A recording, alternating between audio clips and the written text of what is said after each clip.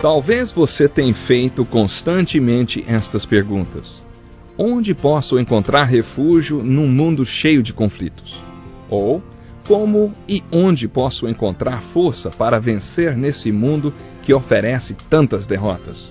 Acompanhe agora com o pastor Edson Bruno mais um programa Encontro com a Palavra.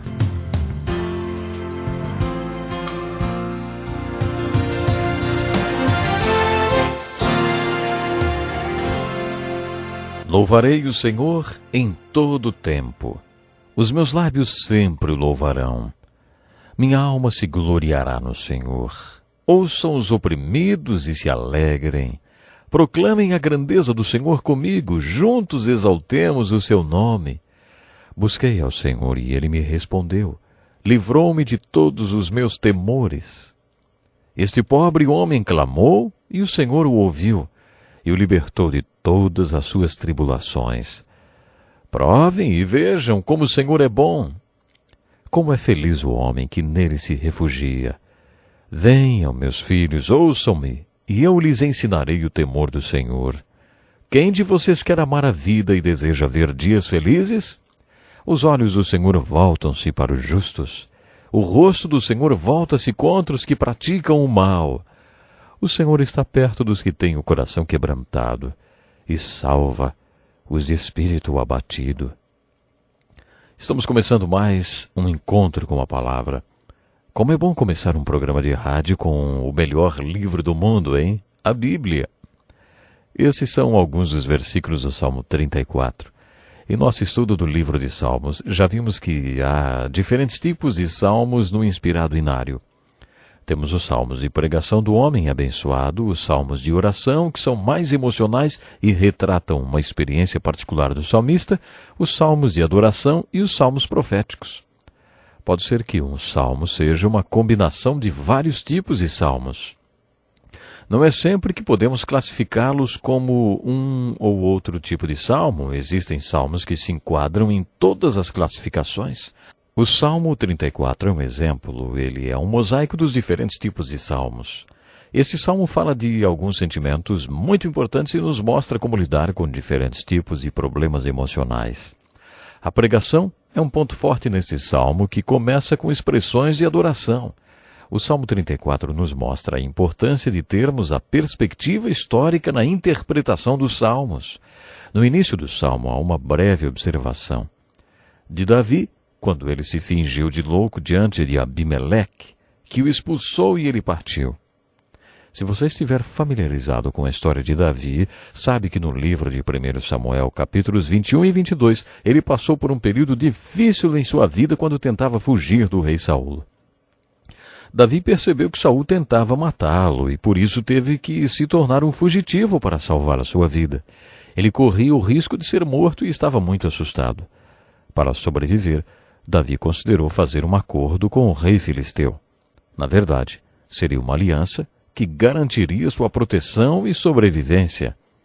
Quando Davi estava indo se apresentar ao rei filisteu chamado Abimeleque, passou por longos corredores e soldados, e ouviu alguns deles falarem sobre ele.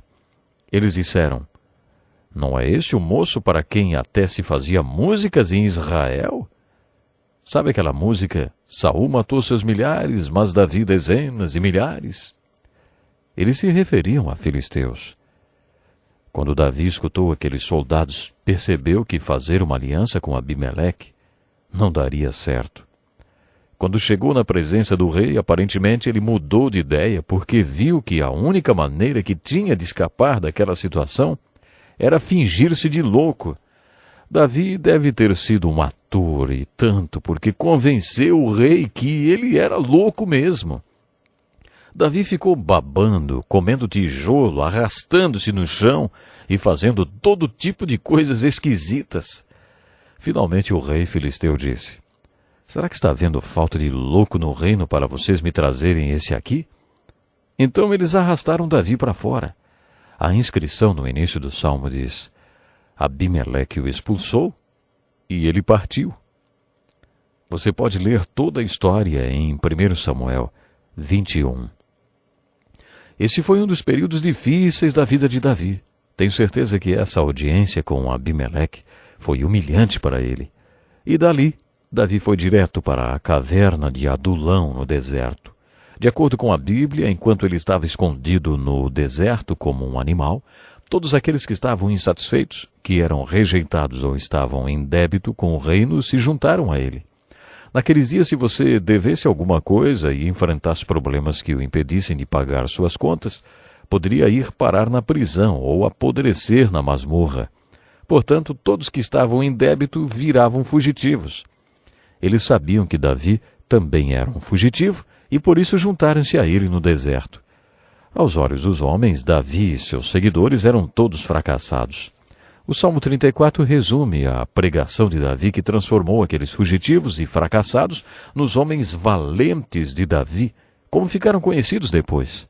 Mais tarde, quando Absalão instituiu a revolução e voltou toda a nação contra Davi, foram os homens valentes de Davi que derrotaram todos aqueles que lutaram contra ele. Davi tinha centenas de homens valentes. Em Crônicas lemos sobre o Batalhão dos 30, e um deles era Benaia, que em um dia de neve entrou em uma cova e matou um leão. É preciso muita coragem para fazer isso, não? Era esse tipo de homem que formava o exército de Davi. Onde Davi encontrou esses homens valentes?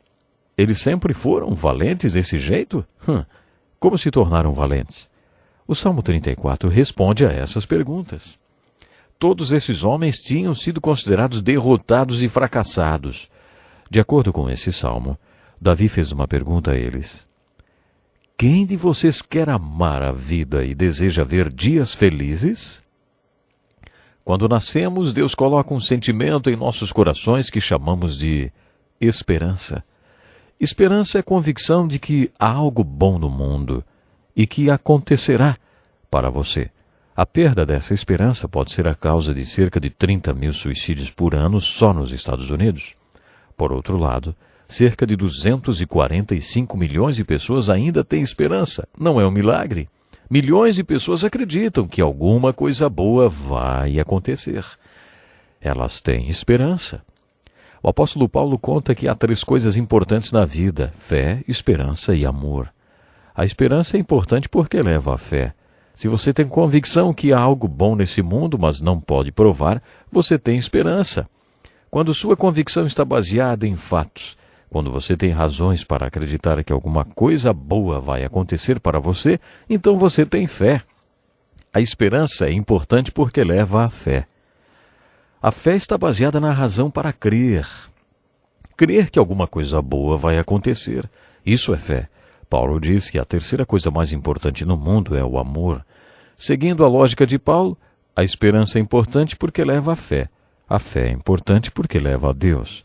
E você não pode se achegar a Deus sem fé. Mas o amor ágape é mais importante do que a esperança e a fé, porque quando você vive o amor ágape, você está experimentando o próprio Deus, porque a essência de Deus é o amor ágape. Deus é amor.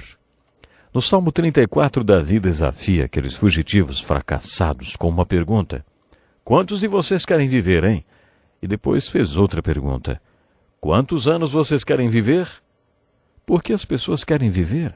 Será que é porque querem ver dias felizes nas suas vidas? Será que é porque em seus corações têm a convicção de que alguma coisa boa vai acontecer para elas?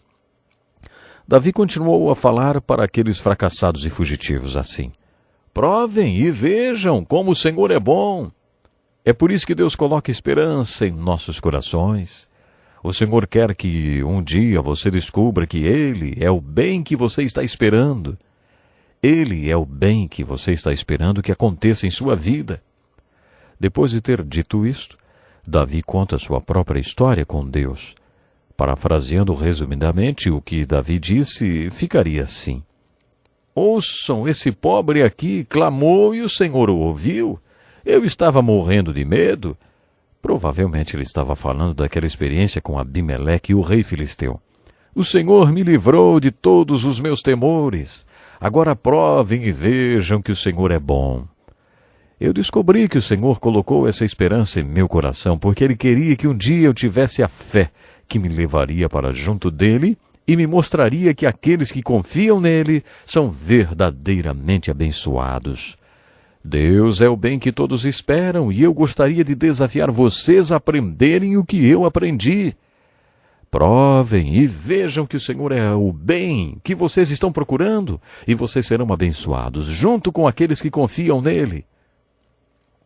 A seguir, Davi lançou um desafio que se tornou a aliança entre ele e aqueles homens valentes. Proclamem a grandeza do Senhor comigo, juntos exaltemos o seu nome. Essa foi a aliança que tornou aqueles fugitivos e fracassados nos homens valentes e Davi.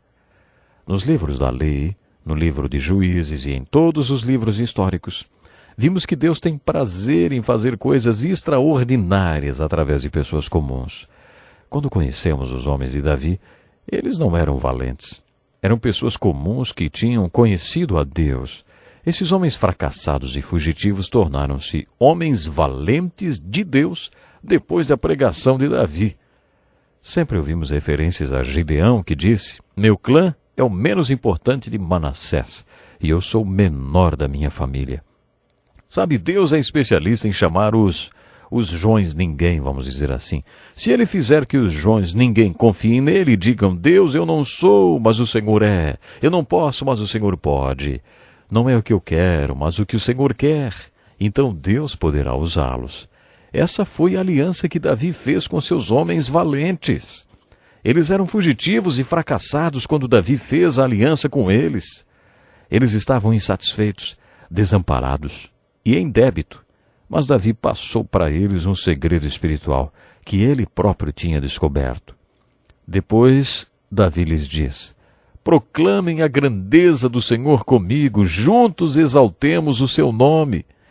A filosofia humana diz: o eu sou leva ao eu consigo fazer isso. Não, eu posso, eu sei.